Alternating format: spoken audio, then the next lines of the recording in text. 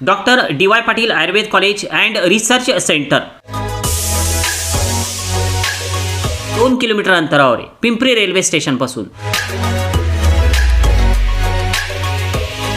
250 बेडेडचं hospital, 9 OPDs। नमस्कार, Pimpri Pune doctor DY. Patil Ayurveda college and research centre 1999 मधलं college. जर आपण ॲड्रेस बघायला गेलो तर संत तुकाराम नगर, पिंपरी, पुणे।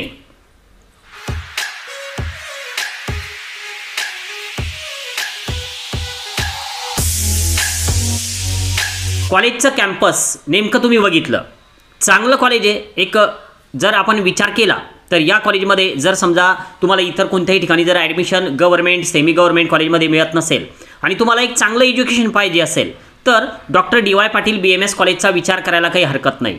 या व्हिडिओमध्ये आपण चर्चा करतोय कॉलेजमध्ये किती मार्क्स लागतात ॲडमिशनसाठी, फीज किती लागणार, कॉलेजचं हॉस्टेल मेस फीज नेमकी कशी द्यायची, ॲडमिशन प्रक्रिया नेमकी कशी आहे, सविस्तर या व्हिडिओमध्ये आपण बघतोय। पण त्या अगोदर कॉलेजचं नेमकं स्थापनेचं वर्ष कोणतं, तर मित्रांनो 1999 मधलं हे कॉलेज आहे। ॲफिलेटेड आहे डॉक्टर डी.वाय. पाटील विद्यापीठ सोबत, पुण्यासोबत, म्हणजे डीम्ड टू बी युनिव्हर्सिटी। जरी समजा डीम्ड युनिव्हर्सिटी असेल, विचार येतो मनात की सर डीम्ड युनिव्हर्सिटीमध्ये जर आपण आयुर्वेदचा कोर्स केला तर समोर याचा काही लॉस होतो का? तर मित्रांनो कोणताही लॉस होत नाही, तुम्ही करू शकता। आता याला जे अप्रूव्हल आहे कॉलेजचा, approved by central council of Indian medicine. Okay, हे खूप महत्त्वाचं आहे, म्हणजे approved by central council of Indian medicine.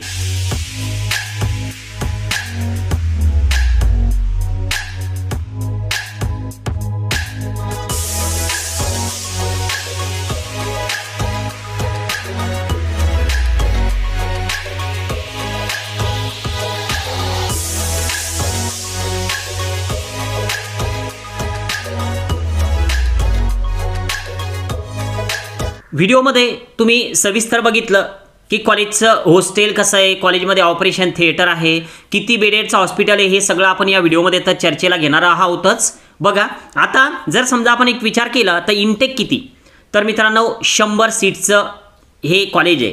Total 100 seats आहेत, तर त्यापैकी ज्या 85 सीट्स आहेत तर त्या जनरलसाठी उपलब्ध आहे आणि राहिलेल्या ज्या 15 सीट्स आहेत तर त्या NRI मधून फिल केल्या जातात।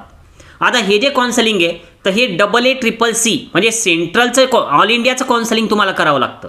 AA-CCC वरून तुम्हाला हे सगळं जे काय अपडेट्स आहेत, जे काय समजा चॉईस फिलिंग आहे तर त्या AA-CCC हून केल्या जातात।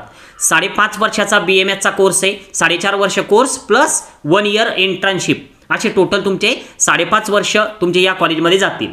आता जर समजा तुम्हाला कोणत्याही कॉलेजमध्ये ॲडमिशन करायचे असेल तर आपण काय बघतो, कॉलेजमध्ये OPD आहे का, किती बेडेडचं हॉस्पिटल आहे, IPD आहे का।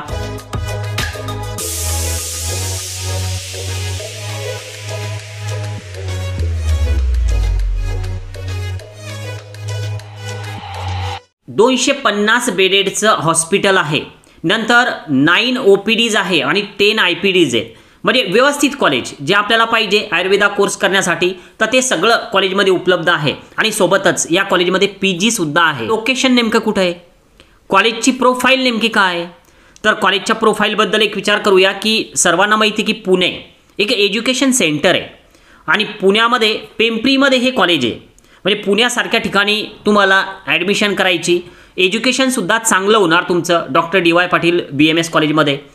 पिंपरीच्या रेल्वे स्टेशनपासून जे कॉलेज आहे, रेल्वे स्टेशनपासून पिंपरीच्या, तर हे फक्त 2 किलोमीटर अंतरावर आहे पिंपरी रेल्वे स्टेशनपासून। आणि जर पुण्याच्या रेल्वे स्टेशनचा जर विचार केला तर जवळपास 15 किलोमीटर पुणे रेल्वे स्टेशनपासून आहे। आणि जर एअरपोर्टचा विचार केला पुण्याच्या तर जवळपास 20 किलोमीटर अंतरावर हे कॉलेज येतं। आता प्रश्न येतो की सर समजा AA-CCCचं काउन्सिलिंग केलं, सीट अलॉटमेंट होईल का, किती स्कोअर लागेल, तर एक लक्षात घ्या, जर समजा आपण आतापर्यंतचा जर विचार केला कॉलेजचा, जर समजा तुम्ही 240 प्लस स्कोअर जर तुमचा येत असेल तर तुम्हाला डी.वाय. पाटील BMS पुणे जे आहे पिंपरीचं जे कॉलेज आहे तर त्या ठिकाणी ॲडमिशन मिळू शकते। जर समजा तुम्ही NRI मध्ये येत असाल तर जस्ट क्वालिफाय मार्क्सवर सुद्धा ॲडमिशन होतात। ॲडमिशन तर मिळाली पण नेमकी फीज किती लागणार तर हे सुद्धा खूप महत्त्वाचं आहे।